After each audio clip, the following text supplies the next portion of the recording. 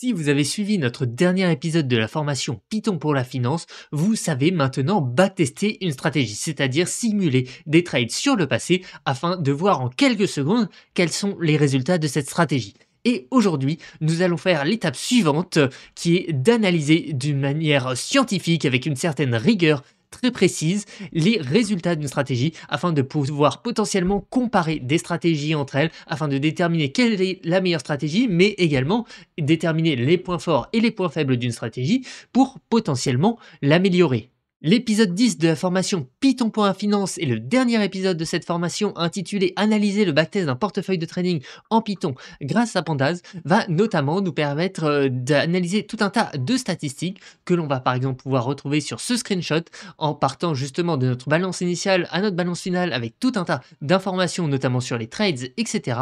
mais également de réaliser des graphiques comme les graphiques qu'on a vu au début de la vidéo ici qui permettent de remarquer tout simplement quand est-ce que notre stratégie se comporte bien, quand est-ce qu'elle se comporte moins bien, quels ont été les drawdowns, qui sont des informations super importantes, notamment pour les risques d'une stratégie, et avec en petit bonus, déterminer le Sharpe ratio, qui est en quelque sorte ce qu'on appelle le couple rendement-risque d'une stratégie, qui est vraiment en fait le cœur de toute stratégie de trading, et qui est un indicateur très précieux afin de pouvoir comparer deux stratégies entre elles. Je le rappelle, mais cette formation Python pour la finance est dispensée totalement gratuitement par la chaîne CryptoRobot et le meilleur moyen de nous soutenir par rapport à tout ce contenu qu'on propose open source est tout simplement de partager cette formation au plus grand nombre le possible à toutes les personnes qui souhaitent apprendre notamment Python et encore mieux si c'est dans un contexte plus ou moins financier ou de l'analyse de données en général. Et également n'oubliez pas de vous abonner à notre chaîne YouTube et de nous suivre sur les différents réseaux sociaux.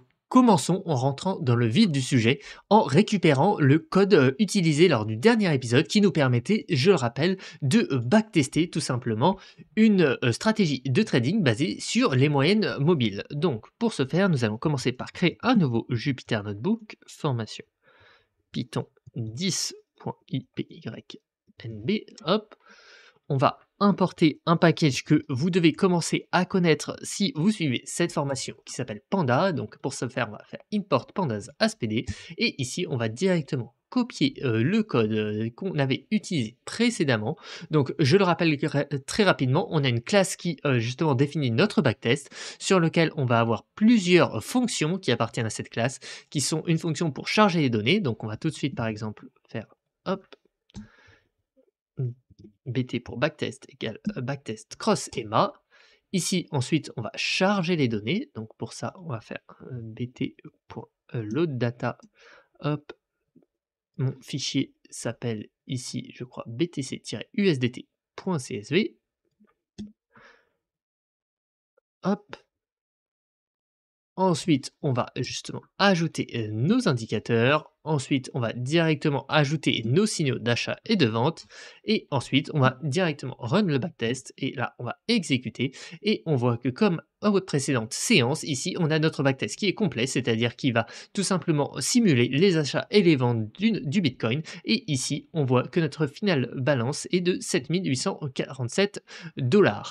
Nous avions également vu que en remplaçant notre EMA 50, c'est-à-dire notre moyenne mobile 50 périodes par une EMA 100 périodes, donc ici on va le faire, nous avions des meilleurs résultats. Donc on va rapidement faire cette modification, ici, hop, en remplaçant toutes nos EMA 50 par nos EMA 100 périodes, on va réexécuter ici, et là vous voyez qu'on refait notre backtest, et cette fois on ne finit plus à un peu plus de 7000 $, mais maintenant plus de 12 000 $, ce qui est très bon, mais il est très important à dire que nous ne prenons actuellement pas en compte les frais de trading, et les frais de trading sont une caractéristique qui sont obligatoires dans les stratégies de trading.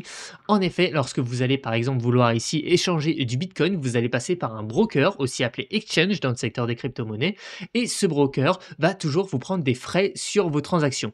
Même les brokers qui disent qu'ils n'ont pas de frais ont toujours des frais, ça peut être sous forme de spread, de frais justement au dépôt, au retrait, enfin il y a beaucoup de types de frais qui peuvent être très spécifiques et c'est pourquoi il est très important de bien choisir son broker.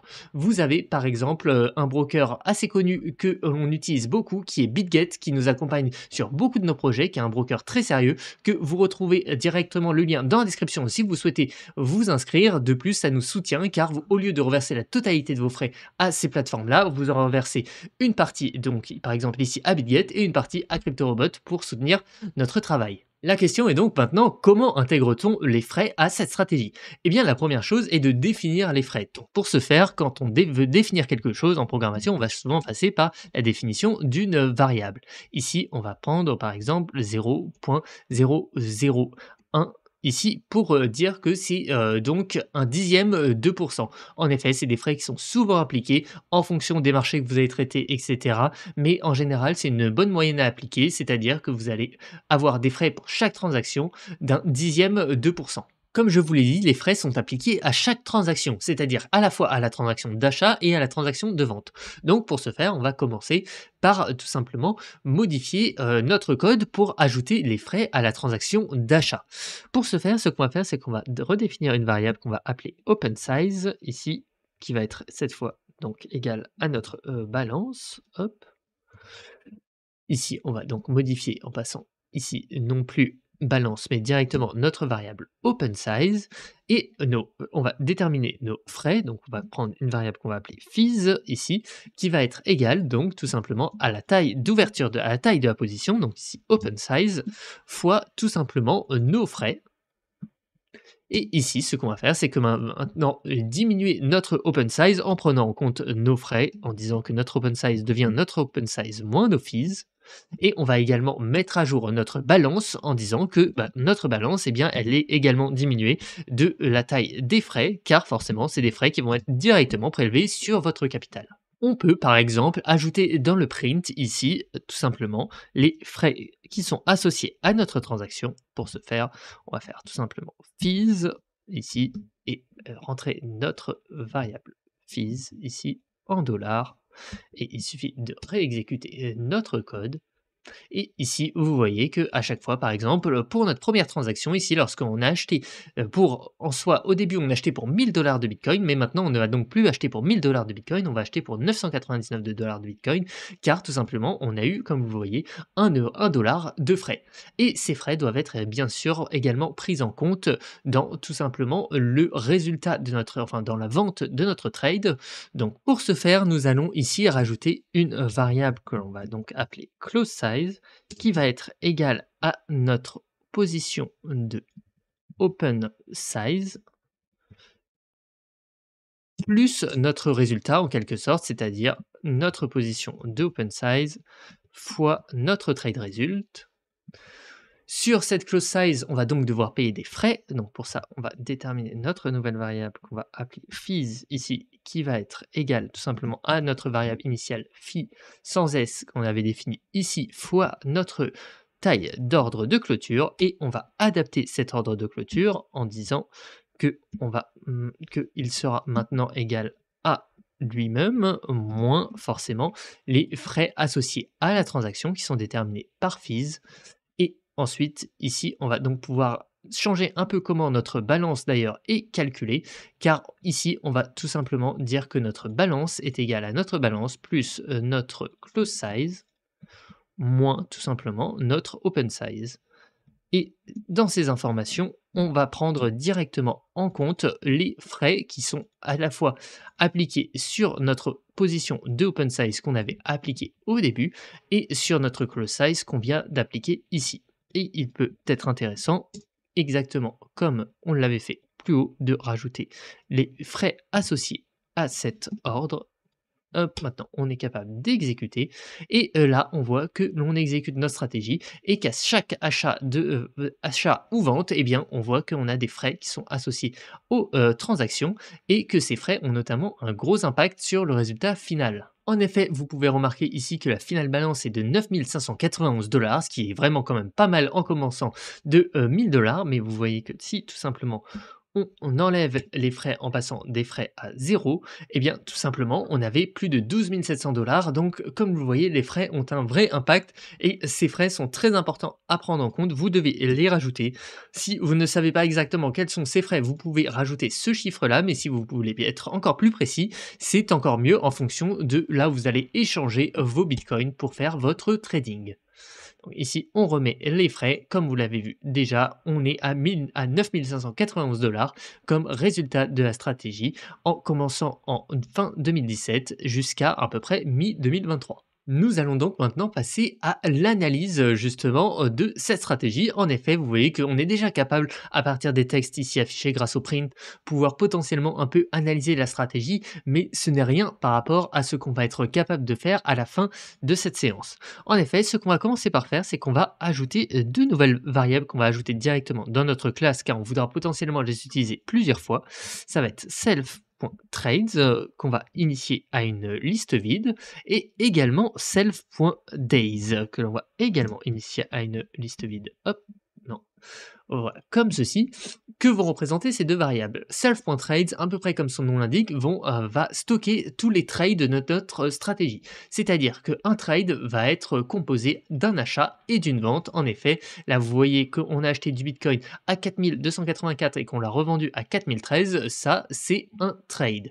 Ensuite, on va également stocker une variable days qui va être capable d'enregistrer tous les jours de notre stratégie. En effet, comme on l'a vu, notre stratégie tourne depuis fin 2017 jusqu'à mi-2023, il serait très intéressant de pouvoir enregistrer la performance de notre portefeuille à tous les jours de l'année afin d'en pouvoir par exemple en faire des graphiques, des analyses et également avoir de nombreuses métriques comme le Sharpe ratio. Nous allons commencer par essayer d'enregistrer les jours. Donc pour ce faire, on va déjà également, lorsque l'on lance notre backtest, remettre nos listes à des listes vides. En effet, hein, à chaque fois qu'on veut relancer le backtest, eh bien, on ne veut pas que nos trades s'accumulent, c'est-à-dire qu'on va vouloir refaire une analyse à chaque fois avec les nouveaux trades. Et ici, pour ne pas perdre trop de temps, je vais récupérer directement le code qui est disponible sur notre site crypto-robot.com et je vais tout simplement vous l'expliquer.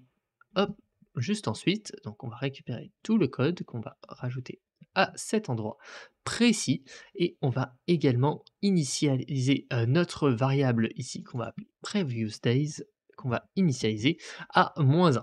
Donc ici, le but est de pouvoir stocker à chaque fin de journée tout simplement l'état de notre portefeuille.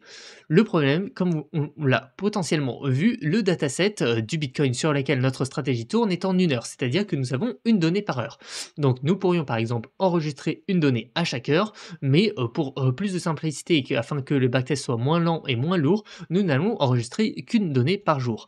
C'est ici qu'intervient justement notre variable previous day. Notre variable previous day va stocker l'information du jour en quelque sorte de la précédente itération. C'est-à-dire que imaginons qu'on soit ici le 27, on va dire le 27 janvier. Si le 27 janvier à 2 heures, ensuite on va faire une autre itération le 27 janvier à 3 heures, et bien à 2 heures, la variable previous day sera égale à 27, à 3 heures, la variable previous day sera encore égale à 27. Mais ce qui va être intéressant, c'est qu'on va passer les 23 heures puis minuit, là on va passer au 28. Et c'est à partir de ce moment-là qu'on va détecter, donc on rentre dans un nouveau jour, car en effet, ici, notre variable current day, qu'on va définir comme étant notre index.day, donc notre index, je le rappelle, c'est les dates, hein. Ici d'ailleurs, on peut ici afficher le data frame avec bt.df.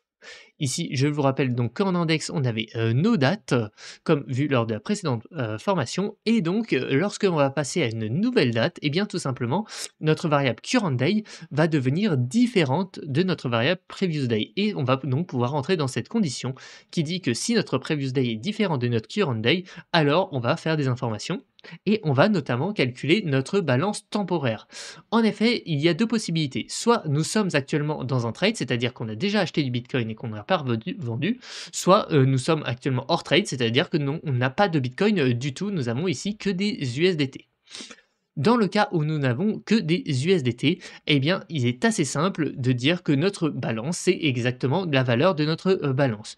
Cependant, par contre, si nous sommes rentrés en position, donc c'est ce qu'on va retrouver ici, si dans le cas if position, dans ce cas, eh bien, il faudra faire comme si l'on souhaitait vendre à ce moment-là nos bitcoins pour tout simplement calculer notre balance actuelle. Donc ici, en fait, vous voyez qu'on va redéterminer notre variable close price, trade result, close size, on va prendre en compte les frais et on va modifier notre balance en faisant comme si l'on souhaitait vendre notre position pour tout simplement justement ajuster notre balance afin de voir réellement à ce moment-là quel est notre solde entre guillemets théorique. Pour ce faire, ici, vous voyez que ensuite, on va ajouter donc à notre variable self.days différentes informations sous forme d'un dictionnaire. On va notamment ajouter donc le jour, forcément, qui va être très important. On va également ajouter la balance, qui va donc représenter justement la balance temporaire, et enfin le prix de l'actif. Ça va pouvoir nous servir peut-être notamment par la suite pour des graphiques. Avec ces nouveaux éléments, on peut réexécuter le code, vérifier que tout fonctionne bien, ça a l'air de bien fonctionner, et aller maintenant jeter un œil à donc notre variable days. Ici, on voit que l'on récupère donc bien notre liste avec des informations comme le jour, la balance et le prix, hein. Donc on voit par exemple au début qu'on n'était rentré dans aucun trade, car vous voyez que notre balance est 2000 et elle ne bouge pas, mais au fur et à mesure, après, lorsqu'on commence à rentrer dans des trades, notre balance va bouger un peu tous les jours, et il peut être même plus pertinent d'aller les voir sous une forme de data frame. Tout simplement transformer en data frame, et là on voit bien donc à chaque fois nos jours d'exécution, notre balance et le prix de notre actif. Nous savons donc maintenant comment peupler ici notre liste days. Nous allons voir maintenant comment peupler notre liste trades. Pour ce faire, il faudra plusieurs informations, et il faudra des informations à l'ouverture et à la clôture de notre trade. On va donc commencer par ajouter des informations lors de notre ouverture de trade. Pour ça, on peut par exemple rajouter ici comme information open fee, qui donne exactement les frais qu'on va payer justement à l'ouverture de notre trade.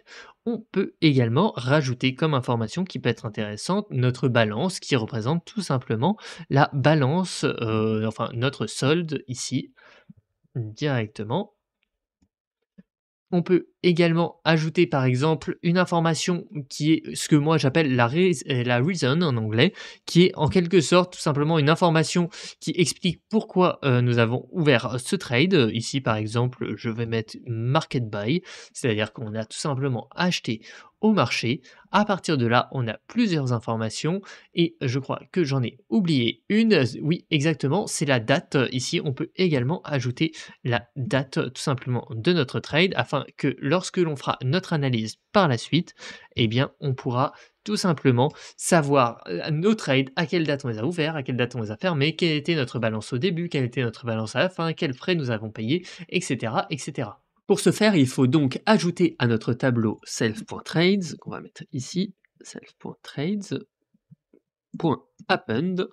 Et ici, on va ajouter donc un nouveau dictionnaire, comme on l'a fait en fait ici pour les days. On va faire exactement la même chose, sauf que pour les days, on avait rajouté que les informations day balance price.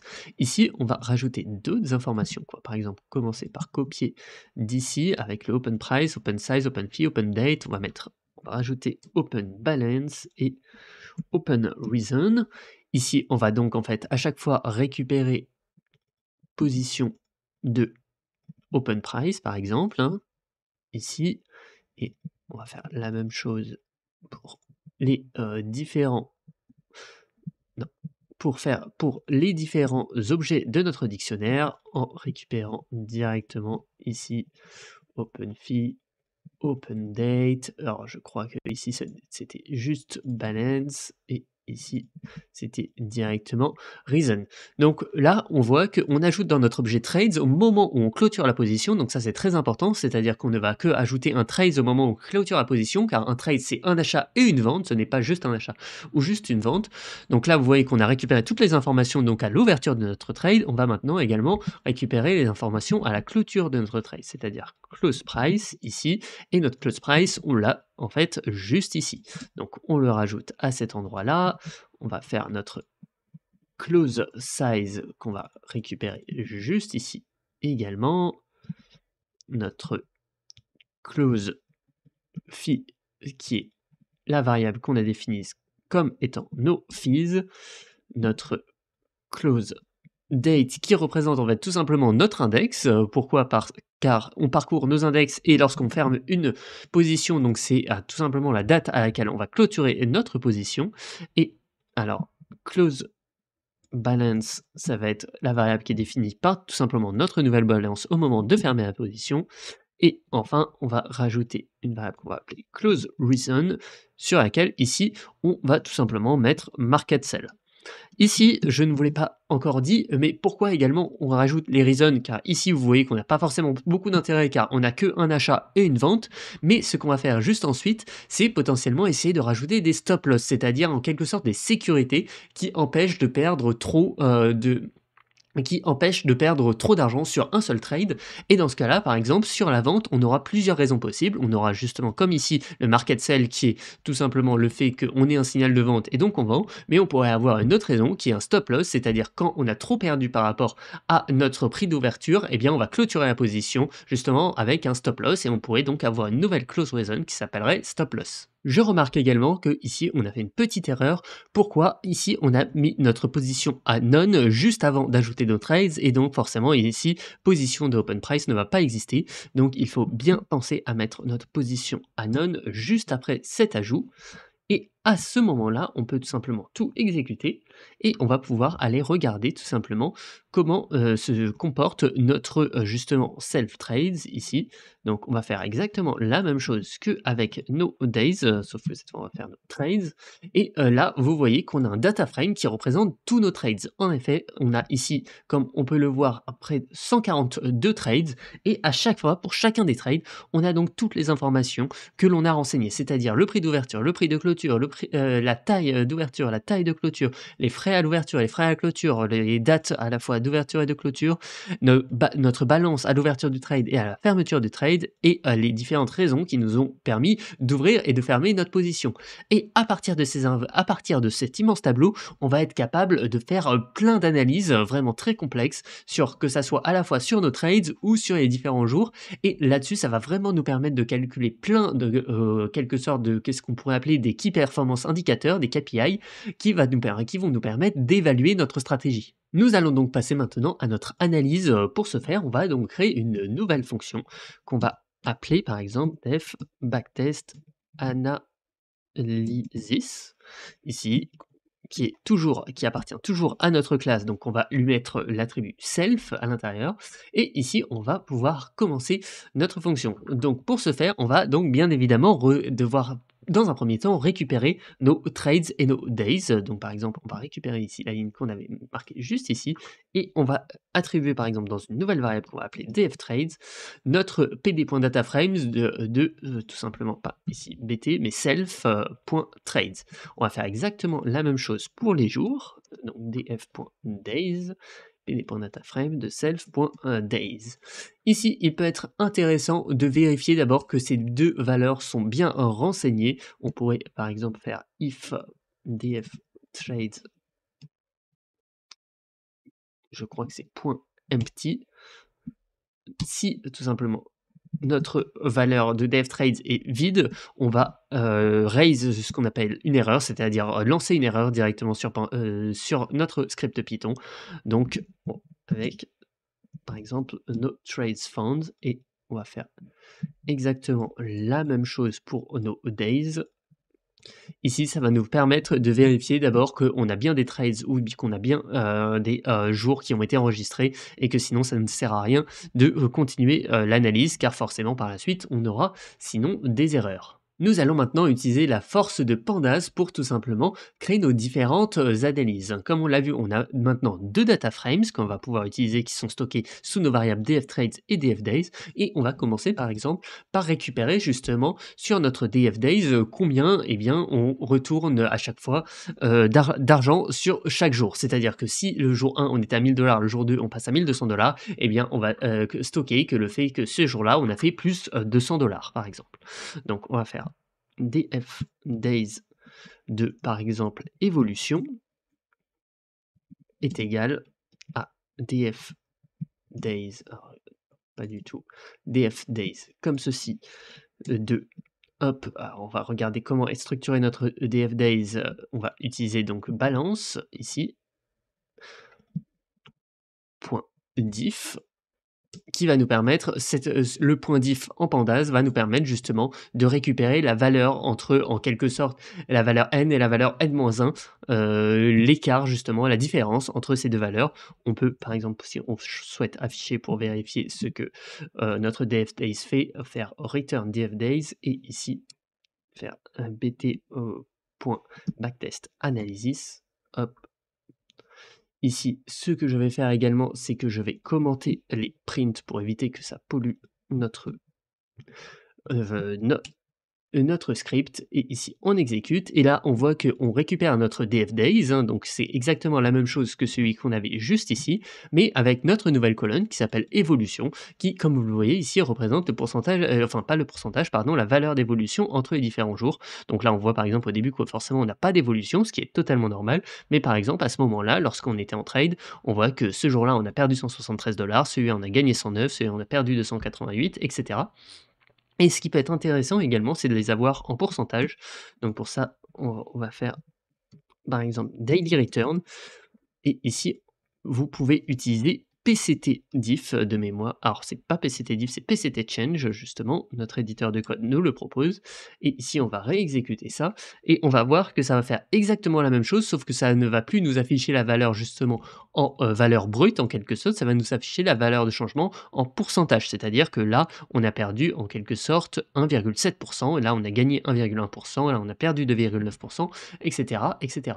On va maintenant rajouter quelques informations sur nos DF trades. Donc on va faire pour ça DF trades avec par exemple la même chose, c'est-à-dire être capable d'identifier pour chaque trade combien ont été les résultats de ce trade.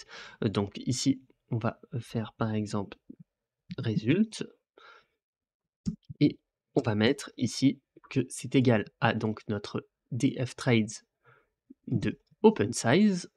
Enfin, on va plutôt faire close size moins notre depth trades de open size. En effet, si on avait commencé, si on a fait un trade qu'on a ouvert à 1000 $ et qu'on a fini à 1200 $, et ben on va faire, pour avoir notre résultat, on va faire 1200 moins, moins 1000 et ça va nous donner 200 et donc c'est le résultat de notre trade.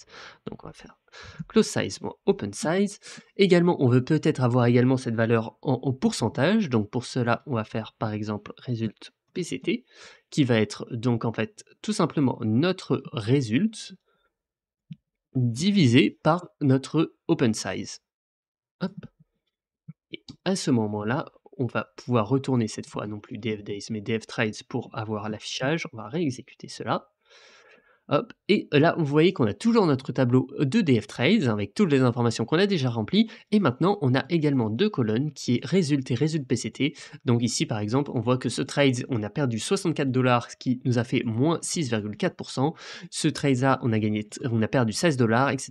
Par exemple, ce trade-là, on a gagné 94 $, on a fait pratiquement plus 10%. Et ce trade-là, on a gagné 221 $ avec plus 22%.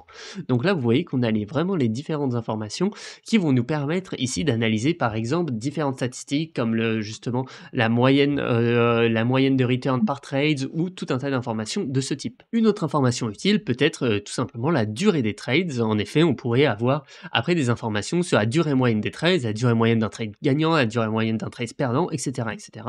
Donc pour ce faire, on va faire hop, df trades par exemple de trades duration.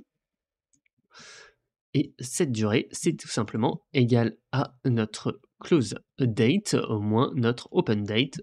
Hop, on va pouvoir exécuter directement ceci et vous allez voir que ici justement on a la durée de nos différents trades. Ici on a par exemple un trade qui a duré plus de 10 jours, ici 1 jour, 3 jours, etc. Donc vous voyez il y a ici la moyenne à peu près des différents trades et on va d'ailleurs pouvoir juste ensuite faire justement vraiment cette moyenne et par exemple comme je vous l'ai dit la moyenne de durée d'un trade gagnant, perdant, etc.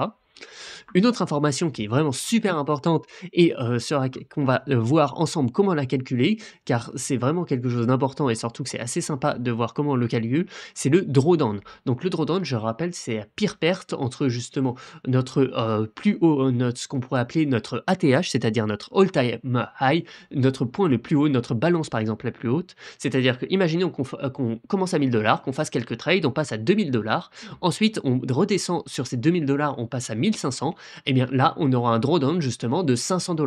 Et on pourrait également avoir ce drawdown en pourcentage. Pour ce faire, ici, ce qu'on va faire, c'est qu'on va le calculer par rapport justement aux days. Donc on pourrait également le faire par rapport aux trades en utilisant justement notre close balance à chaque fois, mais on sera tout simplement plus précis avec nos DF days car on aura justement un point de données par jour au lieu d'avoir un point de données à chaque fin de trades. Donc pour cela, on va faire DF days on va commencer par faire balance ATH ici, qui va signifier tout simplement en fait notre balance la plus haute qu'on ait jamais eue. Donc pour ce faire, on va faire hop DF days de balance. Point ici, une fonction que je ne suis pas sûr qu'on ait déjà vue ensemble qui s'appelle CumMax, qui va nous permettre en fait de faire le maximum cumulatif, c'est cumulative maximum en anglais, et ici on va tout de suite voir ce que cela retourne, mais c'est une fonction qui est très intéressante car en effet elle va justement permettre de retenir en fait en quelque sorte le dernier maximum qu'on ait eu au cours du temps. C'est-à-dire que ici on va voir que les premières données, forcément au début notre balance maximum a toujours été de 1000 $, mais ici on voit qu'on est par exemple à 9800 $ et que notre balance la plus haute qu'on ait eue à un certain moment était de 17 366 $, et donc c'est grâce à cette information qu'on va pouvoir calculer ensuite le drawdown, car on va faire tout simplement notre balance ATH moins notre balance et on va la faire en pourcentage si on le veut en pourcentage. Donc par exemple, on va faire DF days de drawdown qui est égal donc à notre DF days de balance ATH comme je vous l'ai dit, moins notre DF days de balance. Et si on le veut en pourcentage, il suffit de faire notre DF days de drawdown, hop, divisé tout simplement par notre point le plus haut qui est notre balance ATH, et à partir de ces informations on est capable d'exécuter et on voit notre justement nos différentes colonnes qui s'appellent drawdown et drawdown PCT qui représentent justement la pire perte et la perte totale qu'on ait eue depuis le point, notre dernier point le plus haut, c'est-à-dire qu'ici vous voyez qu'on a un drawdown de 7586 $ qui représente un drawdown de 43%. Nous allons maintenant récupérer plein d'autres informations et pour éviter que la vidéo soit trop longue, je vais directement les récupérer de l'information qui se situe sur crypto-robot.com. Ici, je vais directement tout copier, toutes ces informations. Je vais les coller juste ici. Je vais bien les indenter, hop, et on va analyser rapidement les différentes lignes que je viens de coller. Donc, une information forcément qu'on va vouloir avoir, c'est le nombre de trades total. Donc, pour ce faire, rien de plus simple, c'est len pour avoir la taille de notre data frame. Pareil pour les days. Ensuite, on souhaite également, je pense sûrement savoir quand est-ce qu'on a fait des bons trades. Donc, pouvoir avoir notamment la taille, le nombre de bons trades qu'on a eu, le nombre de trades positifs. Ça va notamment nous permettre de calculer le win rate. Le win rate, c'est donc le nombre de trades positifs par rapport au nombre de trades négatifs. Donc pour ce faire, on va faire le nombre de good trades qu'on a fait divisé par le nombre de trades total. On peut voir, comme je vous l'ai dit, également des informations comme le résultat moyen d'un trade positif, la durée moyenne d'un trade positif. On va faire exactement la même chose pour les trades négatifs. Ensuite, on peut faire d'autres informations comme justement les drawdowns qu'on a vus directement ici. Donc là, ceux-là, on ne va pas en avoir besoin car on les a fait juste ensemble. Ensuite, on va récupérer d'autres informations ici, par exemple justement le drawdown maximum, car en effet, on l'a vu ensemble, on a calculé la colonne de drawdown, hein, c'est-à-dire comme on l'a vu, on a ici une colonne qui représente justement notre drawdown, mais ce qu'on souhaite avoir comme information qui est capitale dans l'analyse d'une stratégie, c'est le drawdown maximum, c'est-à-dire à quel moment on a perdu le plus d'argent par rapport au plus haut. Donc ensuite, on a ça des informations qui sont un peu plus simples, qui est notre balance de départ, notre balance d'arrivée. Donc pour ça, on va utiliser notamment les points ILOC qui vont nous permettre de récupérer la première valeur de notre data frames DF days et de récupérer la dernière valeur de notre data frame DF days. Donc on peut avoir donc le résultat total de notre stratégie. Pour ça, on va donc faire notre balance finale moins notre balance initiale divisé par notre balance initiale, de la durée moyenne d'un trade global, le profit moyen d'un trade global, la durée moyenne d'un trade, etc. Le nombre de trades par jour en moyen, et également deux informations qui peuvent être très intéressantes, le meilleur trade et le pire trade de la stratégie. Pour ce faire, on va utiliser une nouvelle fonction / méthode que l'on a, je pense, pas encore vue, qui s'appelle IDXmax et IDXmin, et ces informations vont nous permettre de récupérer, cette méthode va nous permettre de récupérer l'ID du trade avec, par exemple, ici, le trade result PCT maximum. Je m'explique. Ici, on a notre tableau qui représente nos DF trades, on a donc ici notre variable qui s'appelle TradeResult PCT. Ce qu'on va faire, c'est qu'on va récupérer en quelque sorte cette fonction IDXMax va nous permettre de récupérer la valeur maximum de notre trade result et de récupérer l'ID du trade qui est associé. L'ID, on le retrouve juste ici. Et ensuite, on va donc faire ici, comme on le voit ici, dftrades.lock avec du coup l'ID de notre trade pour récupérer directement toute l'info de notre trade. Et sur ces trades, on va pouvoir par exemple ensuite récupérer des informations pour afficher par exemple sa date et son pourcentage. Ça peut être une bonne idée. Actuellement, on voit qu'on a défini plein de variables avec toutes les informations que l'on souhaite récupérer, mais comme vous le voyez ici, elles sont définies dans des variables et d'ailleurs elles ne sont même pas utilisées, c'est pour ça qu'elles sont un peu grisées par rapport à celles qui sont déjà utilisées. Mais donc maintenant, il va nous falloir faire des affichages avec toutes ces informations pour pouvoir au mieux préciser notre stratégie. Pour ça, je vais les récupérer également directement sur notre site crypto-robot.com. Hop, on va faire cet affichage, on va remplacer le return car ici on n'en a plus besoin. On va tout simplement bien indenter et là on va pouvoir exécuter, mais pour vous expliquer rapidement, tout ce qu'on fait maintenant, c'est afficher les valeurs que l'on a calculées juste un peu au-dessus. C'est-à-dire qu'on va afficher par exemple ici notre période, c'est-à-dire justement à quel jour on commence notre stratégie, à quel jour se finit notre stratégie, notre initial balance. Ensuite, on va afficher justement notre final balance en faisant des affichages un peu sympas avec justement en arrondissant les valeurs avec round. Ensuite, on va afficher notre performance qui est notre balance évolution justement qui était en pourcentage, donc on va multiplier par 100 pour avoir un affichage un peu plus sympa. Notre drawdown, notre maximum drawdown, notre nombre de trades maximum sur la période, notre profit moyen, notre win rate et ensuite tout plein d'informations spécifiques à nos trades, c'est-à-dire le nombre moyen de trades par jour, la durée moyenne des trades, notre pire et meilleur trades. Donc là, c'est les informations dont je vous parlais juste avant sur le best trade et le worst trade. Ici, on voit qu'on va afficher par exemple pour notre meilleur trade le résultat de notre trade en pourcentage et tout simplement sa date d'ouverture et sa date de clôture. Et on va faire pareil pour le pire trade pour pouvoir par exemple après par la suite aller voir sur un graphique qu'est-ce qui s'est passé à ce moment-là pour essayer de comprendre pourquoi on a fait un très bon trade ici et pourquoi on a fait un très mauvais trade à ce moment-là. Et ensuite, les autres informations comme le nombre total de bons trades, de mauvais trades, la durée moyenne des bons trades, mauvais trades, et le résultat moyen des bons trades et des mauvais trades. Et enfin, les trades reason qui vont permettre d'afficher justement en fait combien on a eu de market buy, combien on a eu de market sell dans notre cas. Ici, on va pouvoir exécuter et là tout de suite on a donc toutes les informations de notre stratégie et ça c'est vraiment essentiel pour pouvoir analyser une stratégie complète. Donc on voit que notre final balance est de 9 591 $. Alors d'ailleurs ça c'était l'affichage qui était juste ici qu'on va enlever car il ne sert plus à grand chose. Hop. Voilà. Ici, on voit que la période de notre stratégie donc, commence au 17 août 2017 et qu'elle finit au 3 juillet 2023, qu'on a une balance de 1000 $, qu'on finit à 9500 $, soit une performance de 859%, ce qui est vraiment pas mal, qu'on a eu un drawdown de qu'on a eu un drawdown maximum de 62%.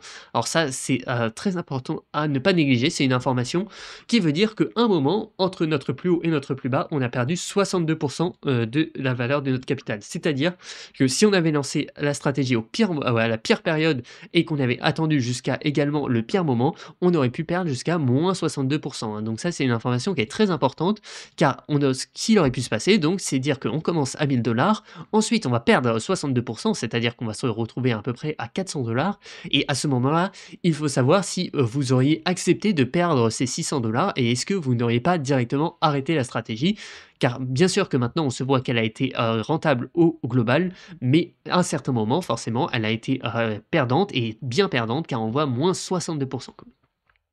En tout, on a fait 142 trades, on a un profit moyen de 2,53%, hein, donc c'est très bon, ça veut dire qu'à chaque fois qu'on prend un trade, en moyenne, on va gagner 2,53%. Vous voyez qu'on a un win rate qui est inférieur à 50%. Qu'est-ce que ça signifie qu'avoir un win rate inférieur à 50%? Ça veut dire qu'on fait plus de trades perdants que gagnants, mais quand on voit qu'à la fin, on finit à près de 9500 $, c'est que les trades gagnants compensent très largement les trades perdants. Donc on voit qu'on fait donc 0,07 trades par days, qu'en moyenne un trade dure 7 jours, que notre meilleur trade a fait plus 95%, ce qui est vraiment très bon ici en fin 2017, et que notre pire trade ici, lui, a fait moins 16%. qu'on a fait en tout 56 bons trades, 86 mauvais trades, que en moyenne un bon trade, donc là c'est ce que je vous ai dit tout à l'heure, en moyenne lorsqu'on fait un bon trade on gagne 13%, alors que quand on fait un mauvais trade en moyenne on perd entre guillemets que 4%. Et donc, on voit la durée des trades également. On voit que les bons trades durent beaucoup plus longtemps. En effet, cela s'explique par la stratégie qui est un croisement de moyennes mobiles, c'est-à-dire que les deux moyennes, si on est dans une tendance haussière, ne vont jamais se recroiser avant longtemps potentiellement. Alors que si à l'inverse notre trade se révèle perdant, en général, les moyennes mobiles vont se recroiser assez vite pour tout simplement faire que notre trade soit perdant. Et enfin, ici, justement, les Trades Reason qui affichent qu'on a eu 142 market buy et 142 market sell, ce qui est assez logique dans notre cas, mais nous allons le voir tout de suite que cela va un peu changer car on va essayer de voir comment cette stratégie se comporte si on rajoute un stop loss. Ici, dans les différentes informations, on va retrouver un problème, c'est que justement, on ne va pas être capable de comparer forcément très bien deux stratégies entre elles. Imaginons que demain, ici, j'ai une autre stratégie où je vois que la performance n'est pas de 859, mais de, par exemple, on va dire 1200%, mais que mon worst drawdown n'est pas de 62% et de moins 70%. Quelle stratégie choisir? Eh bien, c'est très difficile car on va voir que d'un côté, on a un peu plus, qu'on a gagné un peu plus d'argent, mais par contre que notre risque associé a été plus important. Et donc, il est très compliqué de choisir entre ces deux stratégies. Pour ce faire, on va ajouter un ratio qui est très connu et qui est très utilisé dans le secteur de la finance, c'est ce qu'on appelle le ratio de Sharpe, le Sharpe ratio en anglais. Et ce ratio de Sharpe va nous permettre justement, en un seul chiffre, de pouvoir comparer des stratégies. Car ce ratio va prendre en compte en lui-même, justement, la performance par rapport au risque. Et ça, c'est une information qui est très importante et qui va nous permettre justement de pouvoir potentiellement comparer deux stratégies. Car si je reprends l'exemple précédent, sur cette stratégie, par exemple, on va voir qu'on va avoir un Sharpe ratio d'une valeur qui va être par exemple égale à 1,5 et l'autre stratégie, on va voir qu'on va avoir un Sharpe ratio par exemple de 1,4 et donc tout de suite, on va savoir en une demi-seconde que cette stratégie a un meilleur ratio rendement-risque et ça, c'est vraiment le cœur de toute stratégie. Pour calculer le Sharpe ratio, la formule n'est pas très compliquée, c'est tout simplement la moyenne des rendements divisée par l'écart type des rendements. Pour ce faire, donc, on va le faire juste ici, par exemple, on va mettre Sharpe ratio est égal. Donc pour avoir nos rendements, on voit qu'on les a calculés ici avec les daily returns, c'est-à-dire chaque jour combien on a gagné en pourcentage de notre portefeuille. Donc ici on va faire daily return. Pour avoir la moyenne, on fait .min et on va les diviser tout simplement par l'écart type.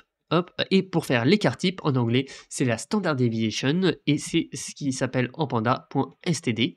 Et donc là, on a notre Sharpe ratio, mais pour avoir un Sharpe ratio précis ici, ce qu'on va faire, c'est qu'on va ce qu'on appelle l'annualiser, c'est-à-dire que on va le multiplier en fait par le nombre de jours que l'on a calculé. Donc tout simplement ici, chaque année, on a 365 jours, donc on va le multiplier par non pas 365, mais la racine carrée de 365. Donc là, je ne vais pas rentrer dans le détail de la formule un peu mathématique, mais on va faire donc 365 à la puissance 0,5.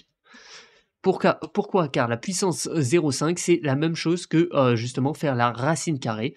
Et donc, pour utiliser justement les racines, par exemple carré, cubique, etc., on va souvent utiliser justement la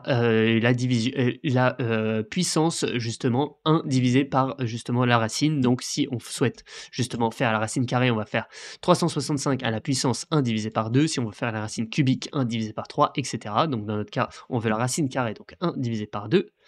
Hop, et on va multiplier donc cette valeur hop, par tout simplement notre division entre les rendements et l'écart type. Et on va maintenant tout simplement afficher pardon, le Sharpe ratio. Donc pour ça, on va faire hop, Sharpe ratio qu'on va arrondir, hop. On ne va pas mettre dollars car ce n'est pas en dollars, c'est vraiment un ratio. Hein. Donc là, qu'est-ce qu'on voit? On voit que notre stratégie qui commence à 1000 $, finit à 9500 $ et un Sharpe ratio de 0,98. Le Sharpe ratio, comment l'interpréter seul si on ne veut pas le comparer entre deux stratégies? Eh bien, c'est tout simplement que si on a un Sharpe ratio en dessous de 0, c'est que notre stratégie est mauvaise. En général, elle est à jeter à la poubelle. Un Sharpe ratio entre 0 et 1, c'est que la stratégie est gagnante, mais que des fois, ce ne vaut pas exactement le risque pris. C'est-à-dire on va dire en quelque sorte qu'on va prendre trop de risques par rapport au rendement espéré et par contre un Sharpe ratio au-dessus de 1, dans ce cas, c'est une stratégie qu'on va considérer comme étant très bonne car elle génère plus de rendement que les risques qui y sont associés. Donc là, on voit qu'on a un Sharpe ratio de 0,98, ce qui est très proche de 1, donc la stratégie est plutôt bonne, mais on voit, et on le voit notamment par rapport au chiffre du drawdown, que les risques associés à la stratégie ne valent pas forcément totalement les rendements que l'on souhaite espérer. En bonus et pour conclure cette formation, je vais vous montrer potentiellement comment ajouter un stop loss. Donc comme je vous l'ai dit, un stop loss c'est en quelque sorte une sécurité qui va dire que par exemple on ne veut pas perdre plus de 10% sur un trade. C'est-à-dire que par exemple ici on l'a vu dans notre analyse que notre pire trade on a perdu moins 16%. Mais ce qu'on peut dire c'est qu'on peut ajouter une sécurité en disant que si on perd plus de 10%, eh bien on clôture instantanément notre trade. Pour ce faire, on va donc rajouter notre stop loss. On va d'abord le faire au moment de l'ouverture de notre trade. C'est-à-dire que ici, quand on souhaite ouvrir un nouveau trade, lorsqu'on a un buy signal, eh bien, on va définir quel est le niveau justement de notre sécurité. Donc pour ça, on va faire stop loss et on va définir par exemple ici qu'il va se déclencher lorsque à la valeur tout simplement de notre prix d'ouverture, moins par exemple 10%, donc moins 0,1 fois notre open price. À ce moment-là, ici, vous voyez qu'on va définir donc la valeur de notre stop loss qui représente justement notre prix d'ouverture moins 10%. Ici, on va donc l'ajouter dans notre valeur position.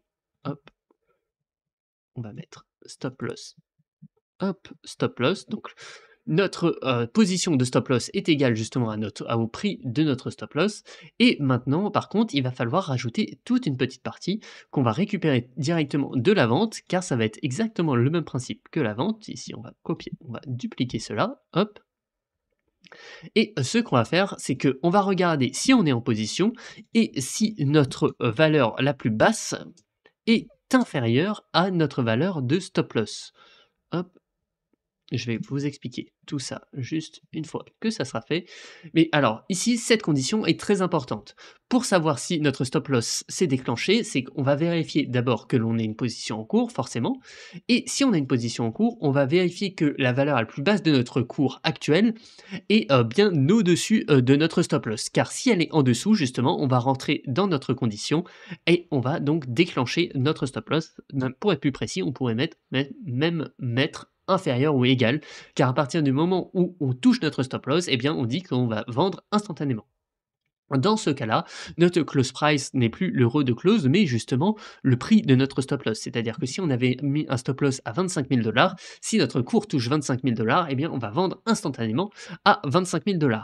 Les autres informations ne changent pas, car justement notre on a modifié notre close price, donc notre close price est bien pris en compte dans le trade result, dans le close size, dans les frais, etc., etc. Donc là, on voit que toutes les informations, il n'y a rien d'autre à changer, hein, et on va tout simplement ajouter directement donc à nos trades le fait qu'on est ouvert à ce prix-là, fermé à ce prix-là, etc., etc., etc. Mais une information qu'on va changer ici, c'est le close reason, car ici, on ne va pas faire un market sell, ici, c'est tout simplement un stop loss qui a été déclenché, et cette information va donc nous permettre, lors de l'analyse, de savoir combien de fois, par exemple, notre stop loss a été déclenché. Ensuite, on remet bien notre position à none également, hein, car en effet, si on est vendu suite à un stop loss, eh bien on ne voudra plus vendre suite à un sell signal classique. On va maintenant pouvoir directement exécuter notre solution. Ici, on voit qu'on passe de 1000 $ à 6380 $ avec un Sharpe ratio de 0,85. C'est-à-dire que notre stratégie a perdu en performance. En effet, on avait un Sharpe ratio de mémoire qui était à 0,98. Maintenant, on passe à 0,85. Donc, l'ajout de ce stop loss à moins 10% semble ne pas être la meilleure des solutions. En effet, maintenant, on voit que notre peer trade se limite bien à moins 10%. Hein, donc, moins 10,09, c'est parce que ça va prendre en compte les frais. Mais on voit que notre peer trade donc, est bien limité par rapport à sa valeur. Donc, on voit que le stop loss a bien marché, hein, mais on voit notamment également ici dans les trade reasons que notre stop loss a été déclenché 24 fois. En effet, pourquoi donc cette stratégie maintenant se retrouve avec un moins bon résultat? C'est que ce qui pouvait se passer avant, c'est-à-dire que notre stratégie, on achetait, on se retrouvait au début en perte, par exemple, on commençait peut-être même à faire à moins 10, moins 11%, et ensuite on remontait, et peut-être même qu'on finissait par faire un trade gagnant.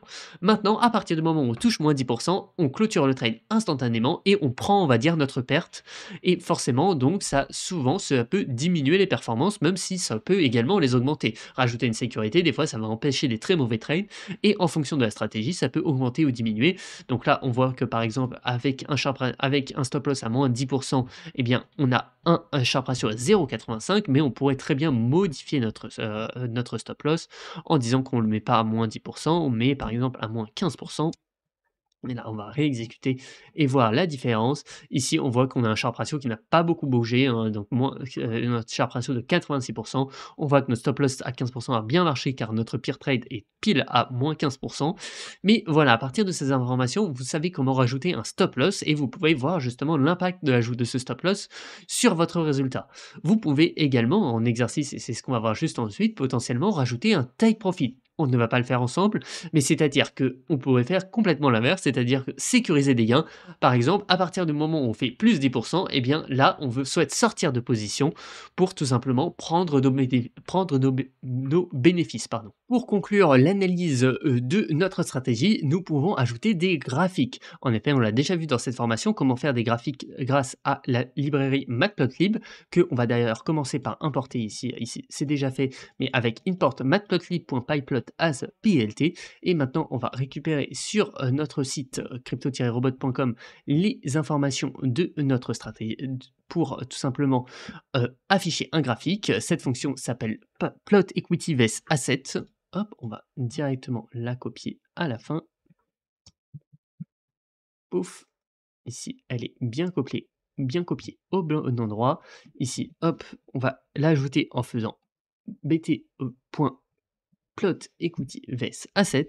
On va exécuter et je vais rentrer dans la fonction juste après, mais d'abord on va voir ce qu'elle retourne. En effet, cette fonction va vous afficher un graphique que l'on retrouve ici, qui est très important. D'abord, ce graphique, c'est vraiment le cœur d'une stratégie, c'est justement la courbe d'évolution, ce qu'on appelle le profit and loss ou PNL. Donc ici, on voit justement comment se comporter notre balance. On voit qu'en commençant fin 2017 à 1000$, eh bien on est d'abord monté à pratiquement 3000$, après on est un peu redescendu, on est resté longtemps autour des 2000, puis on a refait une évolution jusqu'à pratiquement 5000$, après on a rebaissé, puis là on a eu de nouveau un énorme coup de boost, on est monté pratiquement jusqu'à 12 000$, et depuis ce moment-là par contre on est bien redescendu et on n'a jamais réussi à remonter jusque-là. On a également comme information ici comment évolue l'asset en question, donc ici c'est le Bitcoin, pour remarquer tout simplement si on voit des similitudes ou des différences, etc. Ensuite, on a notre courbe de drawdown. Donc ça, c'est ce que je vous ai déjà expliqué. C'est justement notre pire perte qu'on ait eu. Enfin, le maximum drawdown, c'est notre pire perte. Mais le drawdown en général, c'est justement notre perte par rapport à notre dernier point maximum. Donc c'est-à-dire que par exemple ici, le premier creux, on le retrouve car forcément ici, vous voyez qu'on était monté pratiquement à 3000$, puis on est redescendu à 2000. Donc on a dû avoir pratiquement 1000$ de drawdown qui représente ici en pourcentage moins 30%. Forcément, c'est 30% de 3000, ça fait à peu près 1000$, etc. Donc là, vous voyez qu'ensuite, on n'est jamais réussi à remonter jusqu'à notre point le plus haut. Donc on a eu de nouveau des pertes. Puis après, en ce moment-là, on a réussi à faire un nouveau plus haut. Puis on a reperdu un peu. Puis ici, on a réussi à faire de nouveau un plus haut en 2021. Et ensuite, on a eu un drawdown encore. Et on est actuellement encore dans ce drawdown car on n'a jamais réussi à remonter à notre plus haut de 2021. Et enfin, le dernier graphique qui représente justement tout simplement notre évolution de notre balance par rapport à l'évolution de notre asset, ici le Bitcoin. Et c'est très important, elles sont sur deux échelles différentes afin de pouvoir les comparer en même temps, c'est-à-dire que ici en bleu on a notre portefeuille, en jaune on a le Bitcoin, mais on voit qu'on a notre échelle de gauche ici qui représente notre portefeuille et notre échelle de droite qui représente ici le Bitcoin. Et on voit forcément que les deux activités sont très corrélées, c'est-à-dire qu'on gagne de l'argent souvent quand le Bitcoin gagne et on perd de l'argent souvent quand le Bitcoin perd de la valeur. Mais en effet, ce n'est pas une corrélation parfaite, hein, car on le voit, hein, et par exemple ici, lorsque le Bitcoin a fait un premier top, on a gagné énormément d'argent et pratiquement en même temps que le Bitcoin, mais après on n'a pas réussi à remonter sur le deuxième top. À l'inverse, par contre, on a perdu moins d'argent que le Bitcoin lorsqu'il a fait son énorme baisse. Donc là, vous voyez vraiment comment se comporte votre stratégie par rapport à l'actif associé ici, le Bitcoin. Pour rentrer rapidement sur comment réaliser ce genre de graphique, eh bien d'abord on va récupérer encore une fois notre dfdays et notre dftrades. Ici pour notre dfdays on va mettre en index notre valeur day, donc ça c'est comme on l'a déjà fait par exemple pour notre actif df, tout simplement pour pouvoir notamment sur les graphiques avoir justement notre date ici en axe des abscisses. Donc ensuite, qu'est-ce qu'on va faire ici? Cette ligne est très intéressante car c'est là où on va définir en quelque sorte notre graphique. En effet, on va dire qu'on va avoir un graphique qui va être séparé en 4 graphiques. Donc là, vous voyez qu'on va faire plt.subplot pour dire des sous-graphiques. On va dire que notre graphique au total va avoir une taille de 15/20 et que par contre, on aura donc 4 lignes et une seule colonne. C'est-à-dire qu'on aura 4 graphiques qui seront disposés comme ça, les uns au-dessus des autres. Mais on aurait très bien pu imaginer une valeur où on rentrerait par exemple 2 graphiques et 2 graphiques, même s'il aurait fallu utiliser un peu différemment par la suite les différentes informations. Donc là, comme vous le voyez, on a défini 2 valeurs qui sont nos figures et nos axes.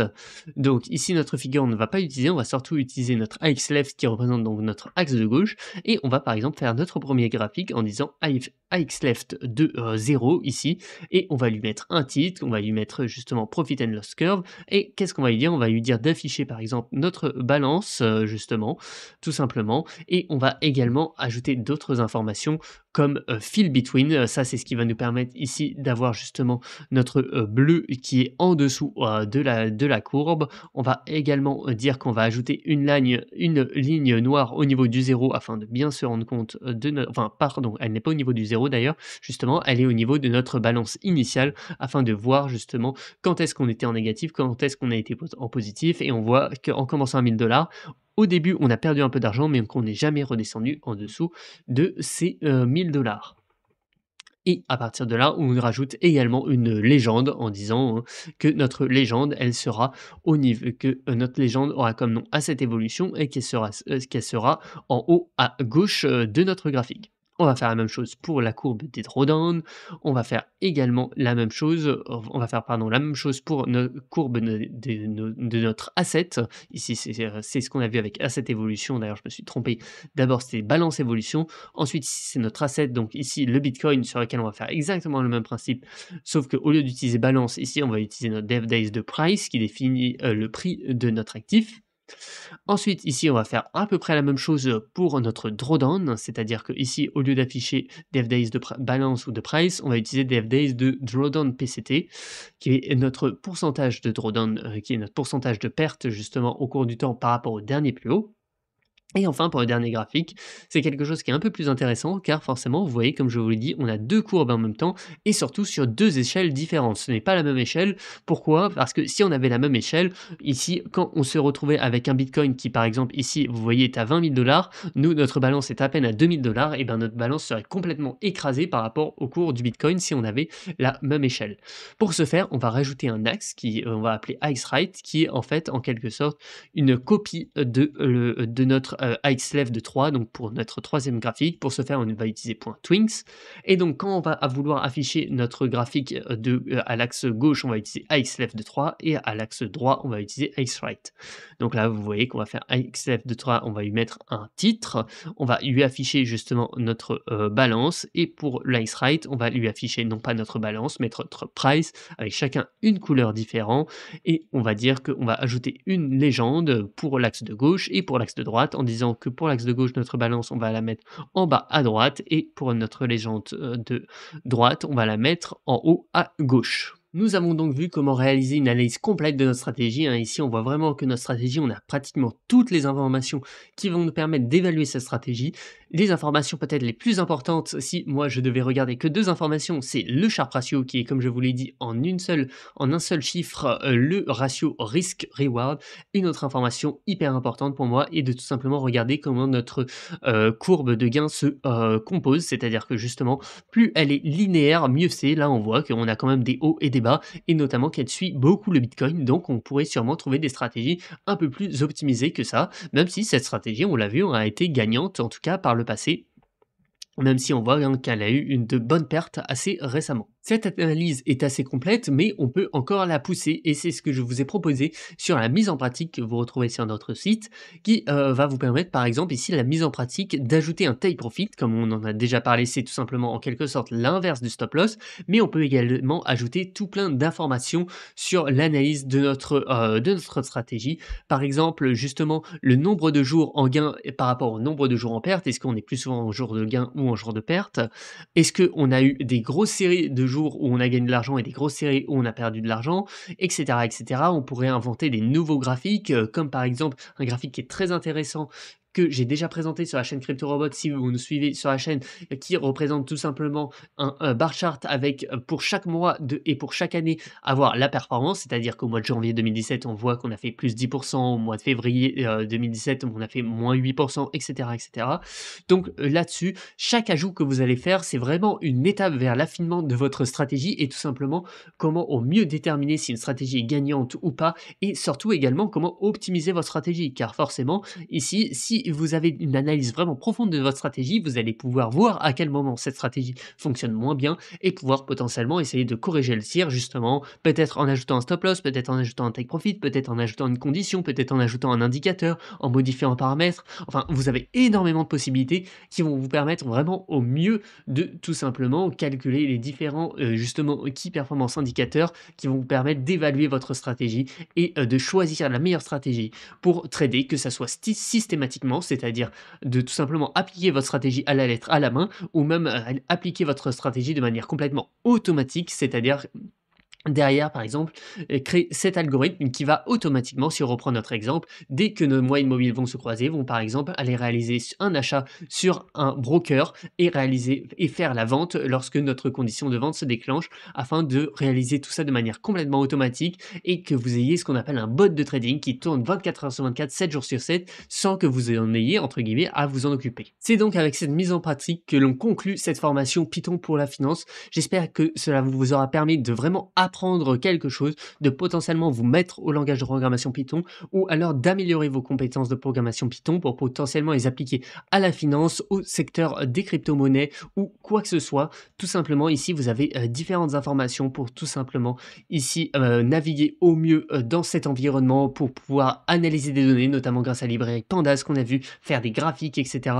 Vous avez ensuite des centaines de possibilités, comme je vous l'ai dit. Vous pouvez vous orienter vraiment sur de l'analyse, que ça soit de l'analyse justement de données financières, que ça soit vous orienter vers des bots de trading justement, après mettre en place pourquoi pas des bots qui vont trader 24 heures sur 24 et 7 jours sur 7. Vous avez de nombreuses vidéos dédiées sur ça par exemple sur notre chaîne YouTube. Cette formation, je vous le rappelle, elle vous a été dispensée de manière totalement gratuite et open source, et si vous voulez nous soutenir par rapport à ça, le meilleur moyen c'est vraiment de partager cette formation à tous ceux qui souhaitent potentiellement se mettre à Python encore plus quand c'est dans le secteur de l'analyse de données ou de la finance. Vous pouvez nous rejoindre sur notre newsletter sur la première page, sur la page d'accueil de la formation Python pour la finance. Vous pouvez également vous inscrire si vous le souhaitez avec nos liens d'affiliation vers des plateformes comme BitGet, donc vous retrouverez le lien également sur l'introduction de Python pour la finance. Tout ça, ça va vraiment vous permettre de naviguer au mieux et j'espère en tout cas vraiment du fond du cœur que cela vous aura permis d'accroître vos compétences dans ce secteur qui est vraiment un secteur qui mérite d'être démocratisé et qui, j'espère, grâce à cette formation, le sera au moins à son échelle. C'était Tristan de la chaîne CryptoRobot